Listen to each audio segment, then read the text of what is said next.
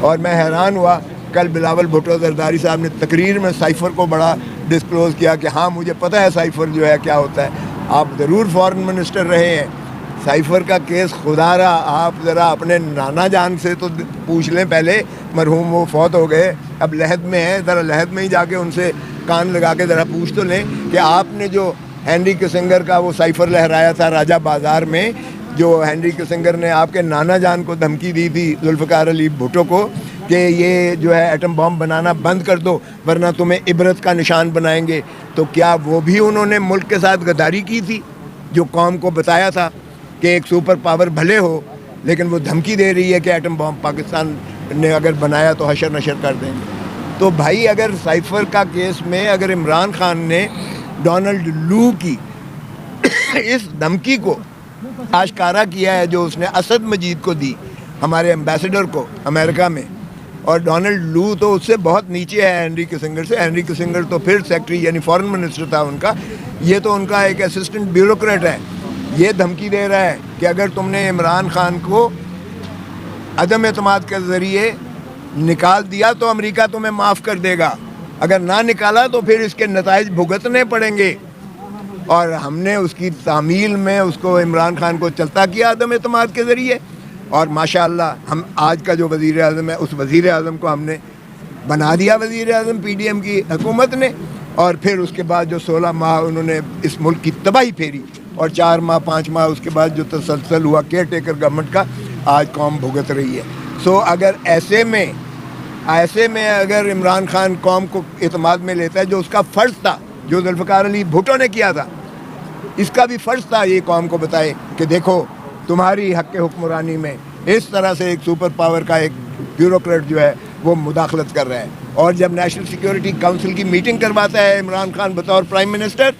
چاروں عسکری قیادت کے سربراہان موجود ہوتے ہیں اس میں, چاروں, اور وہ کہتے ہیں سارے متفقہ کہ یہ بلیٹنٹ انٹرفیئرنس ہے into the affairs of Pakistan, یہ شدید مداخلت ہے پاکستان کے اندرونی معاملات میں, اور ایک اسٹرانگ ڈیموش لکھا جائے, بڑا سخت ایک جواب اس کا جو ہے رد عمل ظاہر کیا جائے. اور وہ انہوں نے تسلیم کیا. پھر انہوں نے سمجھا شاید جب نکال دیا اس کی ڈونلڈ لو کی غلامی میں اور تابع داری میں نکال دیا عمران خان کو, تو جب انسٹال ہوئے محترم شہباز شریف صاحب وزیر اعظم, پھر دوبارہ انہوں نے نیشنل سیکیورٹی کی کونسل کی میٹنگ بلائی اور بیانیہ بنا رہے تھے کہ جی کوئی سازش نہیں ہوئی ہے عمران خان کو نکالنے کی. ان کا خیال تھا کہ یہ توڑ موڑ کے دیا گیا ہے. اور اسد مجید ایمبیسڈر کو بلایا گیا, اور اس کابینہ میں جس میں شہباز شریف وزیر اعظم تھا, اس میں بھی چاروں عسکری قیادت کے موجود تھے سربراہان. اس کا اعادہ کیا گیا اور اس نے تسلیم کیا کہ ہاں یہی مندرجات تھے جو مجھے ڈونلڈ لو نے کہے تھے, اور میں نے یہی فیتفلی آگے بھیجے, اور اس لیے اس کا دوبارہ تائید اور تصدیق کی گئی.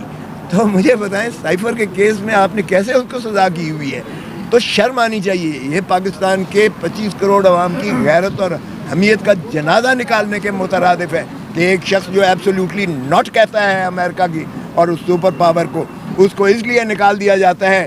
عدم اعتماد کے ذریعے, چاہے سازش کے ذریعے, کہ وہ پاکستان کے عوام کے حقوق پر وہ کسی قسم کی کمپرومائز کرنے کو تیار نہیں ہے. اور میں حیران ہوتا ہوں ایک پارٹی کے سربراہ اس طرح کی بات کرتے ہیں, وہ بھول جاتے ہیں اپنے نانا کی مماثلت کو بھی بھول جاتے ہیں, اور پھر اس طرح سے بات کرتے ہوئے مجھے بتائیں کہ وزیر اعظم کا اور کیا فرض ہے؟ اگر ایسی بات وہ قوم سے شیئر نہیں کرے گا, قوم کو اعتماد میں نہیں لے گا, تو کیا کرے گا؟ اس میں کون سی جو ہے قومی یا وہ سلامتی کا عنصر آ گیا ہے؟ اور پھر کہتے ہیں وہ, پھر دیکھیں سائفر تو وہاں سے ہٹ ہی نہیں سکتا ہے, وہ تو کوڈڈ اس میں ہوتا ہے, اس کا تو مترجم ایک جو ہے صرف ترجمہ کر کے اس کی کاپیاں بنا کے وہ نقلیں دیتا ہے, ایک پرائم منسٹر کو دیتا ہے, ایک آرمی چیف کو دیتا ہے, ایک وزیر اعظم, ایک فارن منسٹر کو دیتا ہے, ایک وہاں رکھتا ہے ترجمہ اس کا کر کے. وہ بھائی اگر اس کاغذ کے پرزے کے ترجمے کے کہیں وہ کاغذ کا پرزہ اگر کہیں کھو بھی جاتا ہے اس پہ کوئی فرق نہیں پڑتا ہے, اس لیے کہ سائفر موجود ہے اپنے اصلی کوڈڈ ورڈز میں, فارن منسٹری میں موجود ہے, جسے ہٹایا نہیں جا سکتا. اور اگر اس کاغذ کے ترجمے کو اگر کہتے ہیں کہ جی وہ انہوں نے کہا کہ گم ہو گیا, تو اس کا کیا سزا ہوتی ہے؟ اس کی وزیر اعظم کو سزا کر سکتے ہو؟ جنہوں نے اربوں اور خربوں اس ملک کا لوٹا ہے وہ اس وقت وزیر اعظم بنے ہوئے ہیں. مقصود چپڑاسی کے اکاؤنٹ میں اگر اربوں روپیہ جاتا ہے تو مقصود چپراسی بھی وہاں مار دیا جاتا ہے اور وہ ماشاءاللہ مقدمے کو بھی جو ہے وہ دفن کر دیا جاتا ہے. 16 ماہ میں سوائے انہوں نے اپنے کرپشن کے کیسز کو ختم کرنے کے ایک بتا دیں لیجسلیشن، ایک قانون سازی بتا دیں جو انہوں نے عوام کے مفاد عامہ کے لیے کی ہو. آج جو قوم کو مہنگائی کے بوجھ تلے دفن کر دیا گیا ہے اس کا انہوں نے واضح طور پر 8 فروری کو جو ہے بہت واضح طور پر انہوں نے بیانیہ دیا اور قوم پاکستان کے عوام نے مسترد کیا 9 مئی کے بیانیے کو، مسترد کیا، سزاؤں کو مسترد کیا. عمران خان کی انہوں نے بھرپور انداز سے اس کو ووٹ دیا. میں حیران ہوتا ہوں کور کمانڈرز بیٹھتے ہیں اور یہاں آرمی چیف کہتے ہیں بڑا فیئر اینڈ فری الیکشن ہوا ہے، اور جبکہ آپ نے ساری قوم نے دیکھا جو انہوں نے جو نیٹ پر جو انہوں نے فارم 45 وغیرہ جو پبلش کیے ہیں، آپ نے دیکھا کہ بچہ بھی اس پہ ہنس رہا تھا کہ بھائی اگر نقل ہی کرنی ہے تو تھوڑی سی عقل تو استعمال کر لو. اندھے کو بھی نظر آ رہا ہے کہ آپ نے 858 کو کس طرح سے 158 کیا ہے، اس میں تھوڑا سا تو کم از کم صفائی کر لیتے. جس طرح سے آپ نے خود اپنے آفیشیل نیٹ ورک پر دے کر آپ نے اپنا جنازہ نکالا ہے،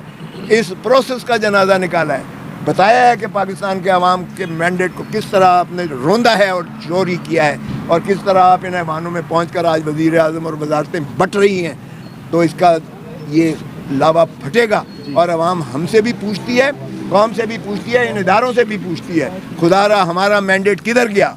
ہمیں مینڈیٹ ہمارا لوٹاؤ، واپس کرو. پاکستان کی حکمرانی کا حق صرف پاکستان کے عوام کو ہے، تنخواہ دار طبقے کو نہیں ہے. جو تنخواہ دار طبقہ ہے وہ عوام کا خادم ہے، عوام کا حاکم نہیں ہو سکتا ہے. تو خدا را حاکمیت صرف اللہ تعالیٰ کی حاکمیت اعلیٰ کے تابع وہ عوام الناس کی ہے، اور عوام الناس سے وفاداری کرنا آرٹیکل 5 میں آپ کا فرض ہے، آپ پر واجب اور لازم ہے، اور آئین کی تابعداری کرنا. تو اس لیے مت کریں وہ فراڈ جس سے بنانا ریپبلک ہماری ملک بن جائے. آئین اور قانون کو چلنے دیں.